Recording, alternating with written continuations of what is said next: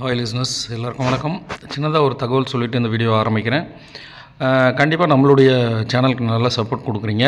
Monetise ஆச்சு அப்படின்னா ஒரு சின்னதாக ஒரு ஒப்பீனியன் என்கிட்ட இருக்குது. என்னென்னா, பக்கத்தில் இருக்கக்கூடிய அரசு பள்ளியில் முதல் மார்க் அல்லது 2வது மார்க் எடுக்கிற மாணவர்களுக்கு ஏதாவது மானிட்டரி பெனிஃபிட் அது மாதிரி நான் செய்யலான்னு ஒரு சின்னதாக ஒரு திட்டம் வச்சுருக்கேன். அதாவது மானிட்டைசேஷன் கிடச்சிதுன்னா அதுலேருந்து ஒரு 10% ஏழை பிள்ளைங்களுக்கு ஒதுக்கலான்னு நினைக்கிறேன். அதை பற்றி நீங்கள் உங்களுடைய கமெண்ட் சொல்லுங்கள்.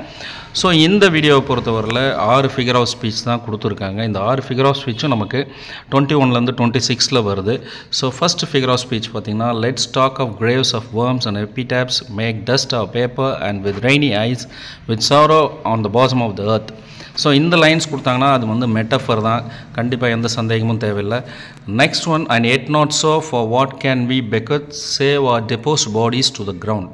ஸோ இந்த லைன் கொடுத்தாங்கன்னா நம்ம என்ன எழுதணும் அப்படின்றத மனசில் ஓட விடுங்க. கண்டிப்பாக வந்து உங்களுக்கு ஒரு கொஷின் மார்க் வந்திருக்கிறதுனால இது வந்து இன்ட்ராகேஷன் தான்.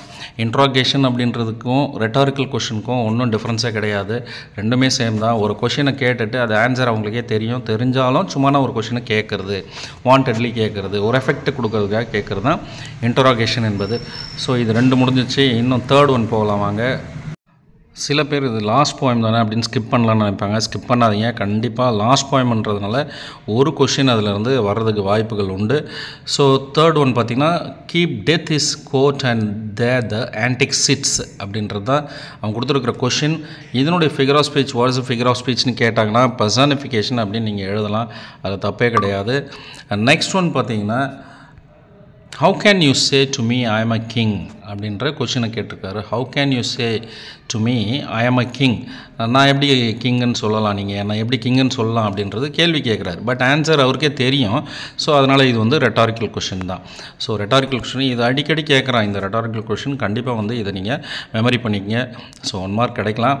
Next one, scoffing is state and grinding at is pomp. Scoffing is state and grinding at is pomp அப்படின்ற லைன் வந்துச்சுன்னா நம்ம என்ன எழுதலாம் அப்படின்றது உங்களுக்கே தெரியும்.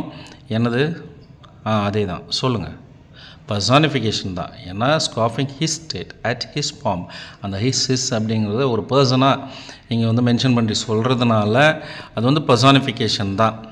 ஸோ யாரும் நம்ம சேனல் சப்ஸ்கிரைப் பண்ணாமல் இருந்தீங்கன்னா சப்ஸ்கிரைப் பண்ணிக்கோங்க. குளோபல் லேர்னிங் கேஎஸ்கே நிறைய பிளேலிஸ்ட் இருக்குது, 11th and 12th பிளேலிஸ்ட் இருக்குது, அதை நீங்கள் ஃபாலோ பண்ணிக்கோங்க. Next 6th one, bores through his castle wall and farewell king. இது வந்து 6th ஒன். இந்த 6th ஒனுக்கு உங்களுக்கு தெரியும் பர்சானிஃபிகேஷன் தான். ஏன்னா his castle wall and farewell king அப்படின்னு சொல்கிறாங்க. ஸோ இதுவும் பர்சானிஃபிகேஷன் தான். ஸோ அதனால் மொத்தமே 6 1 மார்க் தான் இதில் இருக்குது. அதையும் நான் உங்களுக்கு கொடுத்துட்டேன். ஸோ இது ரிப்பீட்டடாக பாருங்கள். வேறு எதுவும் வீடியோ வேணும்னா கமெண்ட் செக்ஷனில் சொல்லுங்கள். இந்த வீடியோ பிடிச்சோன்னா லைக் பண்ணுங்கள், ஷேர் பண்ணுங்கள், கமெண்ட் பண்ணுங்கள், ஆல்சோ சப்ஸ்கிரைப் பண்ணுங்கள். ஸோ நெக்ஸ்ட் வீடியோவில் பார்ப்போம். Until then good bye, thank you, all the best.